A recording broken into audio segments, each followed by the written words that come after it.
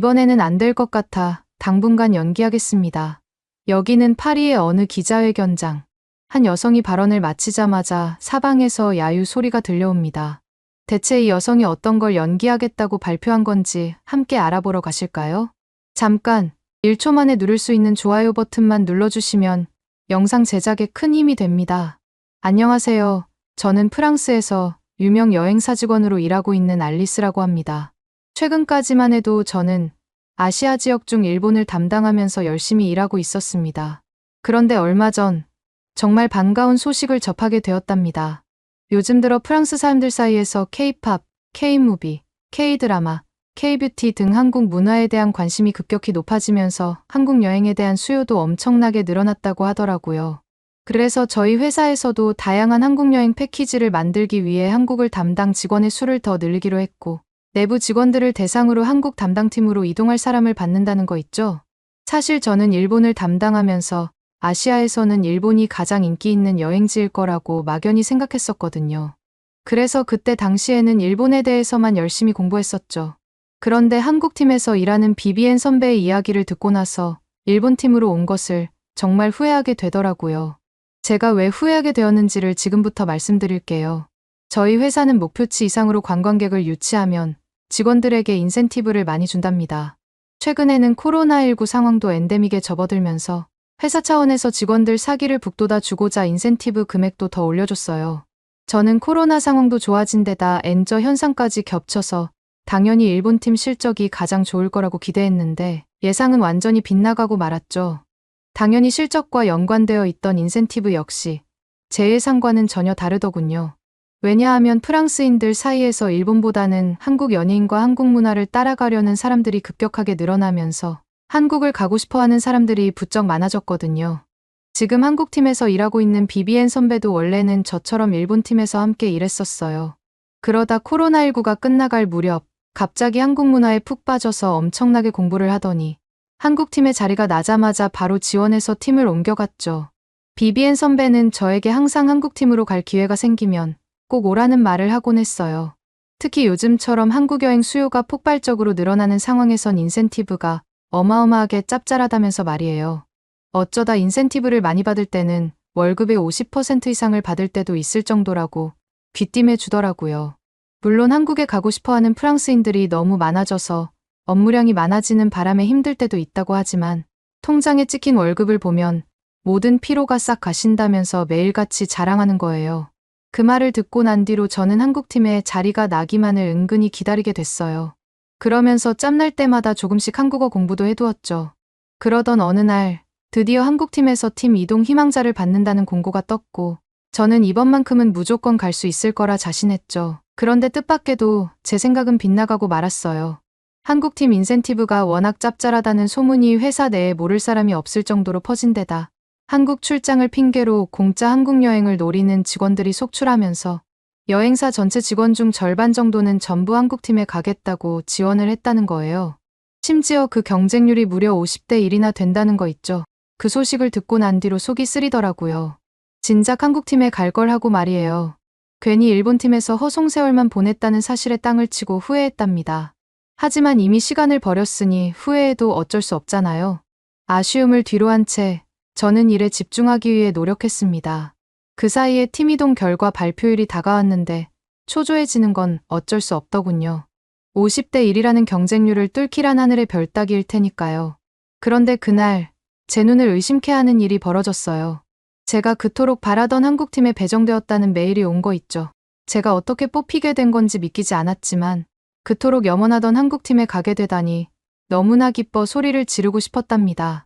하지만 주변에 한국팀으로 발령받지 못해 속상할 사람들이 있을 테니 입을 꾹 닫고 속으로만 신나 있어요. 이 소식을 비비엔 선배에게 자랑했더니 선배도 제게 엄청 잘 되었다면서 같이 좋아해줬답니다. 저는 왜 그토록 많은 사람들 중에서 제가 뽑힌 건지 너무 궁금해서 비비엔 선배에게 물어봤어요. 비비엔 선배는 그걸 듣고 웃으면서 이렇게 설명해 주더군요. 회사 전반적으로 지원자가 너무 많다 보니 한국팀 내 담당자들도 누구를 뽑아야 할지 고민이 많아 보였는데 제가 그동안 쌓아온 성과도 좋고 동료 평가 점수 역시 비교도 되지 않을 만큼 좋다 보니 당연히 저를 뽑을 수밖에 없었을 거라고 말이에요.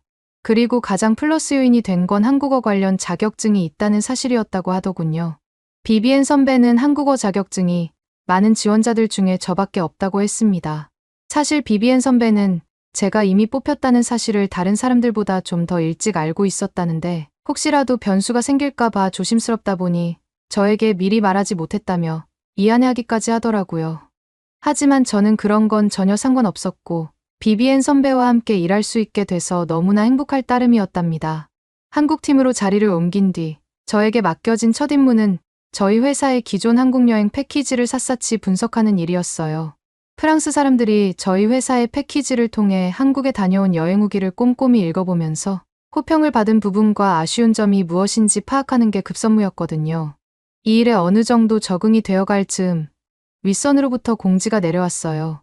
경쟁사와 차별화된 재미있고 특별한 패키지 상품을 개발하기 위해 직접 한국 현장으로 출장을 보낼 직원을 모집한다는 내용이더라고요. 저는 아직 한국팀에 들어온 지도 얼마 안 되었다 보니 한국에 가본 적이 없어서 필수 참여자였고 저와 함께 한국으로 떠날 한국팀 직원은 BBN 선배였답니다. 그 후로 한국에 출발하기 전까지 BBN 선배와 저는 둘이서 프랑스 사람들이 한국 패키지 여행의 어떤 점에서 불편함과 아쉬움을 느끼는지 샅샅이 조사했어요. 그리고 이를 보완하기 위해 어떤 새로운 관광지를 패키지에 포함시켜야 할지 고민도 많이 했죠.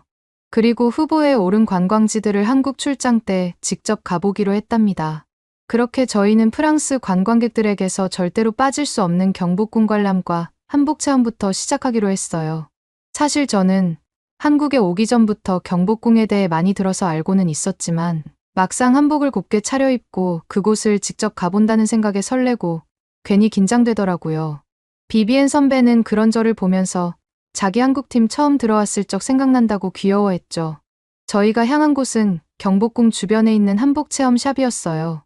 그런데 막상 그곳에 들어가 보니 생각했던 것보다 훨씬 다양한 색깔의 한복들이 가득해서 당황했습니다. 어떤 한복을 입어야 할지 고민이 돼서 어디로 눈을 둬야 하는지도 어렵더라고요. 저는 한국의 전통 한복하면 주로 빨간색, 노란색인 원색 계열일 거라고만 생각했거든요. 하지만 막상 한복 대여샵에 가보니 원색뿐만 아니라 파스텔 톤의 한복까지 종류가 무척 다양하더라고요. 게다가 한복에 어울리는 미니 가방이나 머리 장식 같은 소품도 많아서 보기만 해도 절로 기분이 좋아지는 거예요. 이것저것 둘러보다 보니 도무지 어떤 색상을 골라야 할지 모르겠어서 아무것도 못 고른 채 멍하니 서서 한복만 바라보고 있었어요. 뭘 골라야 할지 몰라 혼란스러워하는 저를 보고는 BBN 선배가 차라리 한복샵 직원분께 어울리는 한복을 직접 골라달라고 부탁드려 보는 건 어떻겠냐고 하더군요. 한국어가 아직 어색해서 한국어로 말을 걸기는 부끄럽긴 했지만 용기를 내어 여쭤보았답니다. 직원분께서는 한참 동안 제 얼굴을 뚫어지게 보시더니 갑자기 여름 쿨톤이라는 얘기를 꺼내시는 거예요. 여름 쿨톤은 연하늘색 한복을 입으면 정말 잘 어울린다고 말씀을 해주시면서 한복을 가져와 제 몸에 대고 한복과 제 얼굴을 번갈아 가면서 보면서 웃으셨어요. 저는 여름 쿨톤이라는 단어는 처음 들어보는 말이라 무슨 뜻이냐고 물어봤어요. 직원분께서는 한국에서는 퍼스널 컬러라고 해서 사람마다 얼굴에서 비치는 색에 따라 그걸 분석해서 본인에게 맞는 화장품이나 옷 색깔을 고르는 게 요즘 인기라고 하더라고요. 직원분께서도 퍼스널 컬러에 관심이 많아서 열심히 공부하고 있다면서 자기 한 번만 믿고 하늘색 한복을 입고 나오라고 하시더군요. 저는 그렇게 직원분이 고른 연하늘색 치마가 있는 한복을 입어보고 나오자 BBN 선배와 직원분 모두 엄지손가락을 치켜 세워주셨어요. BBN 선배는 직원분께 이렇게까지 잘 어울리는 한복을 어떻게 고를 수 있었냐며 감탄하셨고 자기도 어울리는 한복을 골라주면 안 되냐고 했어요. 저희는 직원분께서 골라주신 예쁜 한복으로 갈아입은 후 머리를 어떻게 해야 될지 몰라 거울 앞에 서서 머리를 이리저리 만지고 있었습니다. 그때 직원분께서 머리까지 예쁘게 손질해 주시겠다며 화장대로 안내해 주시더라고요. 한 올 한 올 정성스레 따아 올려주시는 직원분의 섬세한 손길에 정말 감동했답니다. 평소 지저분하고 부스스했던 제 머리카락이 단숨에 깔끔하고 단정해지는 모습을 보니 정말 신기했어요. 여기에 직원분께서 각자 어울리는 머리 장식까지 꽂아주니 마치 공주님이 된 듯한 기분마저 들더라고요. 그렇게 화려한 모습으로 단장을 끝낸 저희는 경복궁으로 당당하게 걸어갔답니다. 처음에 한복을 입었을 때는 부끄러웠는데 한껏 꾸며진 모습을 보니까 더 자신감이 생기더라고요. 웅장한 고궁이 모습에 압도당한 것도 잠시, 저는 경복궁 곳곳을 누비며 한국의 역사와 문화를 이곳저곳에서 느끼기 시작했어요. 아마 한국의 매력을 제대로 체험할 수 있는 장소라면 경복궁이 최고가 아닐까라는 생각이 들더군요. 수백 년의 세월을 견뎌낸 건축물들은 그 오랜 시간에도 불구하고 여전히 고급스러운 멋과 아름다움을 간직하고 있었어요. 화려하면서도 단아하고 기품 있는 모습이 어우러진 이 궁궐의 모습에서 화려함과 절제미가 공존할 수 있다는 걸 처음으로 깨달았답니다. 경복궁이 한국 여행의 하이라이트로 꼽히는 이유를 직접 경험하고 나니 바로 이해가 되더라고요. 그렇게 한복을 입고 경복궁에서 많은 인증샷을 찍은 후에 저희는 다음 행선지인 청계천으로 발걸음을 옮겼어요. 청계천은 경복궁에서 그리 멀지 않은 곳에 있었거든요. 프랑스인들은 도심 한복판에서 생강처럼 자연 경관을 즐길 수 있다는 곳에 큰 매력을 느끼는 거 알고 계셨나요? 도심 한복판에서 자연 경관이 유지되는 것도 힘들고 그걸 깨끗하게 관리하는 것도 아주 힘들다는 걸 잘 알고 있거든요. 거기다가 파리 생강공원은 깨끗하게 잘 유지되지도 않으니 프랑스인들이 청계천을 직접 보게 되면 높이 평가할 거라는 게 예상이 가서 저희는 다른 여행사와는 차별화된 패키지 상품을 만들기 위해 직접 청계천을 가보기로 했답니다.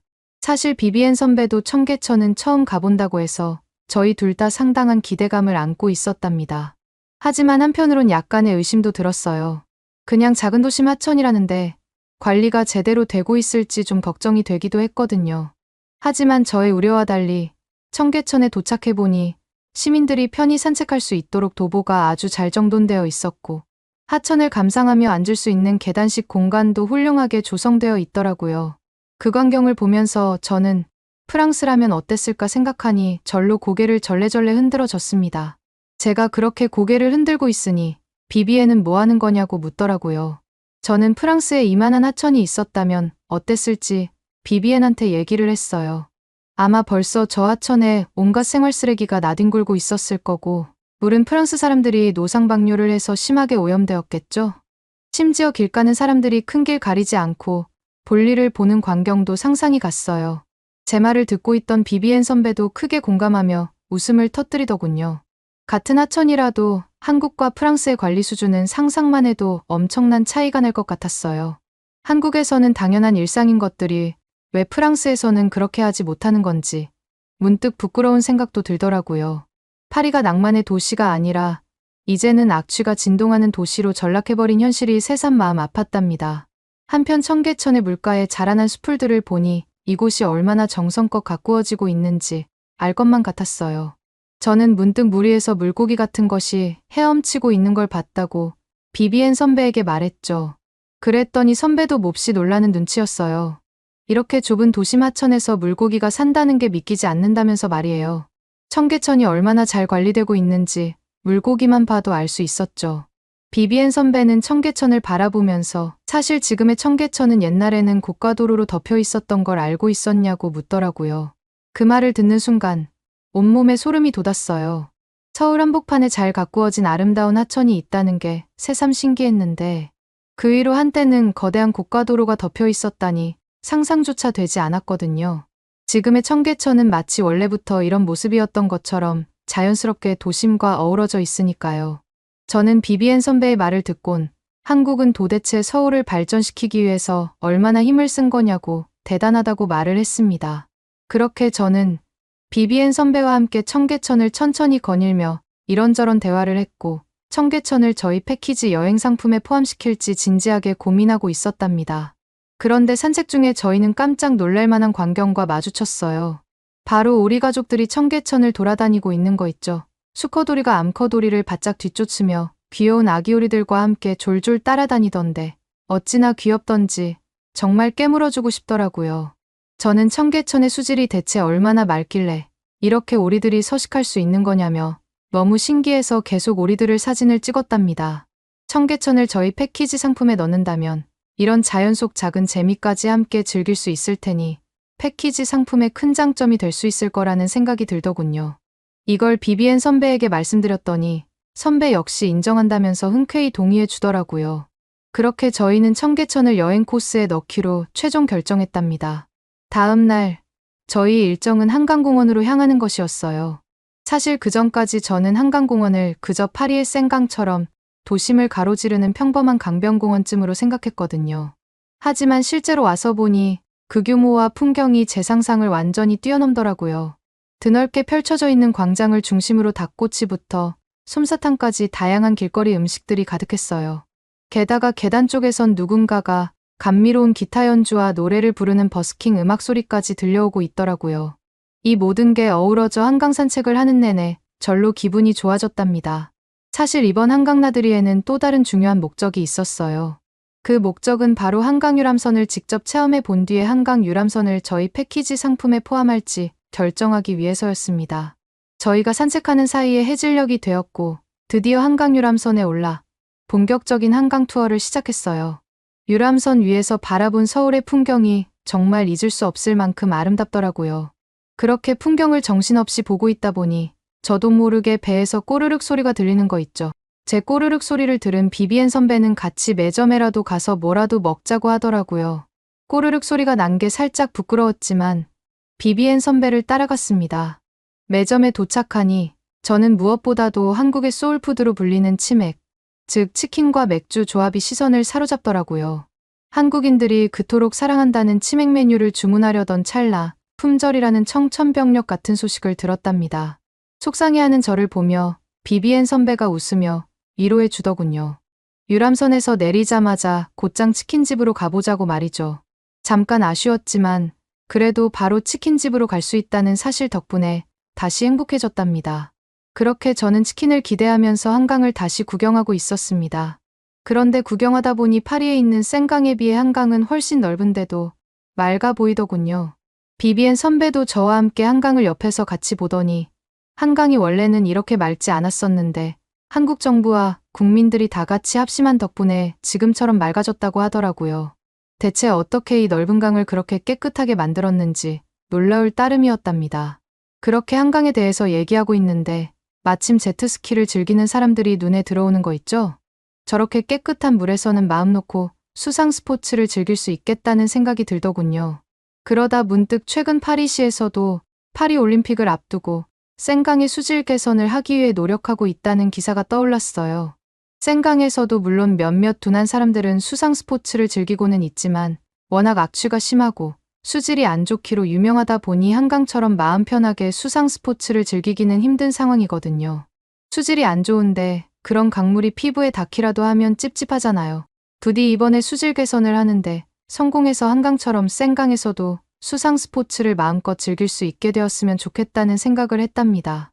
그렇게 유람선에서 내린 뒤 저는 비비엔 선배에게 말했어요. 저희 패키지 여행에 한강 코스를 꼭 넣어야 할 것 같다고요. 유람선을 타고 싶은 사람들은 유람선을 타고, 유람선을 타고 싶지 않은 사람들은 한강 둔치에서 돗자리를 펴고 풍경을 구경하기만 해도 좋아할 것 같다는 생각이 들었거든요. 근데 한 가지 걱정되는 게 있더라고요. 비비엔 선배한테 한 가지 걱정이 있다고 하니까 비비엔 선배가 뭐냐고 물어봤어요. 저는 한강공원이 워낙 넓다 보니 투어에 참가한 사람들한테 자유시간을 준 다음 다시 만날 때 중간에 길을 잃어버리면 어떻게 해야 할지 모르겠다고 말했습니다. 그러자 비비엔 선배가 스마트폰을 꺼내 보이더니 서울시에서 만들었다는 한강공원 안내 앱을 보여주는 거 있죠.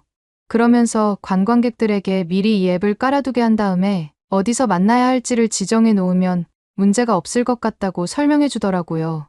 솔직히 저는 적잖은 충격을 받았어요. 비비엔 선배가 물론 한국에 대해서 잘 알고 있다는 사실은 예전부터 알고 있었지만 이 정도로 하나하나 꿰고 있을 줄은 몰랐거든요. 그래서 저도 비비엔 선배처럼 한국에 대해서 더더욱 꼼꼼하게 공부를 해야겠다는 생각이 들었답니다.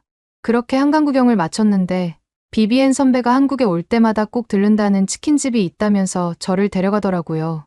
거기가 자그마치 30년이나 된 치킨집이라는데 한국 현지인들도 즐겨 먹을 정도로 맛있는 곳이라는 거 있죠? 하지만 정작 그 집에 도착해보니 저는 당황할 수밖에 없었어요. 외관이 좀 허름해 보여서 맛있을지 살짝 의심스럽더라고요. 은근슬쩍 가게 여기저기를 스캔하면서 진짜 여기서 맛있는 음식이 나올 수 있을까 하는 생각을 했습니다. 제가 좀 꺼림직하다는 표정을 짓는데도 불구하고 비비엔 선배는 주저없이 집에서는 후라이드 반, 양념치킨 반이 나오는 반반 조합이 가장 유명하다면서 반반 치킨을 주문하더라고요. 그렇게 주문한 치킨이 나왔는데 접시 하나에 치킨이 맛별로 반마리씩 담겨있는 비주얼이었습니다. 솔직히 처음 보는 비주얼이라 놀라서 넋놓고 치킨을 구경하고 있었는데 비비엔 선배가 갑자기 양념치킨을 먹어보기 전에 후라이드 치킨을 먼저 먹어보라는 거 있죠? 그래서 저는 비비엔 선배가 시키는 대로 후라이드 치킨에 있는 닭다리를 집어들고 한 입 먹어봤는데 아직도 그때의 맛만 생각하면 침이 저절로 넘어간답니다. 겉은 엄청나게 바삭하면서도 속은 육즙이 풍부했거든요. 그리고 보기에는 분명히 밍밍한 맛이 날 줄 알았었는데 제 예상과 달리 후추향이 듬뿍 나면서 은근히 매운 거 있죠. 그래서 저도 모르게 콜라를 계속 마시게 되더라고요. 다음으론 양념치킨 차례였는데 매워 보이는 비주얼과 달리 달콤하고 짭짤한 맛이 강하더라고요. 그런데 단맛이 짠맛이랑 서로 따로 노는 게 아니라 조화롭게 어우러지는 느낌이다 보니 너무 맛있는 거 있죠. 게다가 살은 또 얼마나 야들야들한지 저도 모르게 입 주변에 양념 소스를 한가득 묻히면서 정신없이 먹어버리고 말았답니다. 이렇게 정신없이 먹다 보니 갑자기 이 치킨집도 저녁 메뉴 코스에 추가하면 투어를 신청한 사람들이 너무 좋아할 것 같다는 생각이 들더라고요. 그래서 이 생각을 비비엔 선배에게 말하니 안타깝게도 이 식당 크기가 워낙 작아서 여행 온 사람들을 모두 받기에는 역부족일 거라고 하더군요. 이게 오히려 패키지 상품의 하이라이트가 될 수도 있겠다는 생각을 했는데 많이 아쉬웠답니다. 프랑스에 돌아온 지금도 잊을 수 없는 맛이니까요. 그렇게 한국 출장을 다니면서 한국의 이곳저곳을 돌아다니고 저희는 다시 프랑스로 돌아왔어요. 그리고 한국 출장 때 조사한 내용들을 바탕으로 새로운 패키지 여행 상품을 기획하느라 정신이 없었답니다. 특히 경복궁, 청계천, 한강 같은 명소들은 필수 코스로 넣기로 했고 식사 메뉴는 불고기와 파전 그리고 비빔밥같이 프랑스 사람들이 좋아할 만한 음식들 위주로 구성하기로 했어요. 그런데 이게 대체 무슨 일이죠? 놀랍게도 저희가 기획한 패키지 상품이 입소문을 타면서 예약 문의가 빗발치기 시작하는 거 아니겠어요? 덕분에 저번과는 달리 이번에는 실적 인센티브를 정말 많이 받을 수 있게 되었답니다. 대충 받기 전에 계산을 해봤는데 월급의 50%가 훨씬 넘어 입이 저절로 귀에 걸리더라고요. 한국팀에 오게 된 게 신의 한 수라는 생각이 들었습니다. 그렇게 한국팀에서 만족하면서 일하고 있는데 갑자기 뜬금없는 얘기가 들려오더라고요. 파리에서 올림픽이 열릴 날이 얼마 남지 않게 되면서 회사 내에서 한국팀 직원들 중에 한국어를 할 수 있는 사람들을 대상으로 파리 쪽을 담당하는 부서로 지원해달라는 요청이었습니다. 올림픽 기간에 파리로 한국인 관광객들도 오게 될 텐데 그때 대응하기 위해서 말이에요. 솔직히 이 소식을 들었을 때 부디 제가 선발되지 않기를 바라는 기도를 할 수밖에 없었습니다. 왜냐하면 요즘 파리올림픽을 둘러싸고 프랑스가 여기저기에서 욕을 먹고 있거든요. 일단 파리시에서 생강 수질을 개선하기 위해서만 자그마치 15억 달러라는 어마어마한 돈을 쏟아부었더라고요. 그런데 그 이유가 뭐였는 줄 아세요? 아니 다른 것도 아니고 강에서 최초로 수영 경기를 펼치는 올림픽이라는 타이틀을 얻고 싶어서였다는 거 있죠? 솔직히 파리 시민 입장에서는 쓸데도 없는 이런 세계 최초 타이틀 때문에 훨씬 더 좋은 곳에 쓸 수 있는 돈들을 생강에 쏟아부은 거다 보니 다들 두 발 들고 일어났어요. 게다가 그렇게 개선하겠다고 호언장담하던 생강의 수질은 막상 기대만큼 나아지지도 않았는데 최근 들어 실제로 수질 조사를 진행해보니 도저히 수영 경기를 진행할 수 없다는 결과까지 나온 거 있죠? 솔직히 저도 이 소식을 듣고 나서 화가 나긴 했지만 저보다 더 심하게 화난 사람들은 아예 파리 시장이 생강에서 직접 수영하기로 한 날짜에 맞춰서 생강의 똥이랑 오물을 버려버리자는 시위까지 하는 모양이더라고요. 아마 한국에 있는 한강 정도로만 관리를 했었어도 분명 이렇게까지는 안 되었을 거라고 확신해요. 그런데 더 웃긴 게 뭔 줄 아시나요? 파리 시장은 이 사실을 인정하고 싶지 않았던 모양인지 분명히 생강에서 6월 23일에 수영을 하겠다고 말했으면서 정작 그 날짜가 다가오니 강수위가 높아졌다는 핑계로 수영하겠다는 날짜를 연기해 버렸다는 거 있죠? 아니, 실제로 올림픽이 진행되는 기간에는 지금보다 비가 더 많이 와서 강수위가 얼마든지 높아질 수 있을 텐데 자기도 안 하면서 선수들 보고 수영을 하라는 게 어이없지 않나요? 어이없는 건 이것뿐만이 아니에요. 올림픽을 앞두고 파리 지하철 요금과 주요 관광지 입장료는 2배 가까이 올려버렸더라고요. 그리고 외국인 관광객들을 받는다는 핑계로 오히려 파리에 사는 시민들을 거의 강제로 내쫓고 있다는 얘기도 심심찮게 들려오고 있답니다. 당연히 화가 머리끝까지 나버린 파리 시민들은 SNS에 파리에 오지 말라는 식의 보이콧 영상까지 올리면서 항의하고 있어요. 이런 보이콧 영상이 퍼지면서 원래는 올림픽을 맞이해서 파리 여행을 계획했던 관광객들마저 줄줄이 여행을 취소하고 있는 분위기고요. 이 와중에 파리시가 벌이는 짓은 더 가관이에요. 이번 파리 올림픽 때 친환경, 저탄소를 내세운답시고 선수촌에 제공되는 침대를 도쿄올림픽 때 그렇게 욕먹었던 골판지로 만들고 에어컨 대신 선풍기만 지급하겠다는 황당한 계획을 세운 거 있죠. 게다가 파리가 안 그래도 이상기후 때문에 더운데 저런 말도 안 되는 환경에서 선수들이 제 실력을 발휘할 수 있을 리 없으니 그런 재미없는 파리올림픽 따위는 보지 않겠다는 분위기까지 형성되고 말았어요.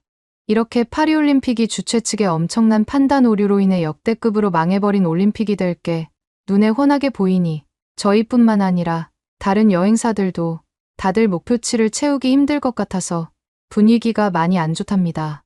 그런데 이 와중에 황당한 게 뭔 줄 아시나요? 오히려 파리 사람들이 파리올림픽 때 차라리 여행이나 가자면서 한국 관광을 신청하는 사람들이 점점 많아지고 있다는 거예요. 이대로 계속 상황이 변한다면 여태 제가 받아왔던 인센티브 중에서 가장 큰 금액을 받게 될 수도 있는 거죠. 하지만 저한테는 이게 전부 남의 일이랍니다. 왜냐고요? 한국팀이 아니라 파리 쪽 부서로 지원을 나가게 되면 한국팀에서 일하는 게 아니니 인센티브는 받을 수 없다는 지침이 내려왔거든요. 물론 한국팀 팀장님이 어떻게든 지원 나가는 사람들을 챙겨주도록 노력하겠다고는 하지만 아무리 그렇다고 한들 금액이 적어질 확률이 훨씬 높은 거잖아요. 결국 최악의 상황에는 인센티브는 하나도 받지 못한 채 일만 힘들어지게 되는 거죠. 그래서 그렇게 지원을 나가기 싫어했던 거였어요.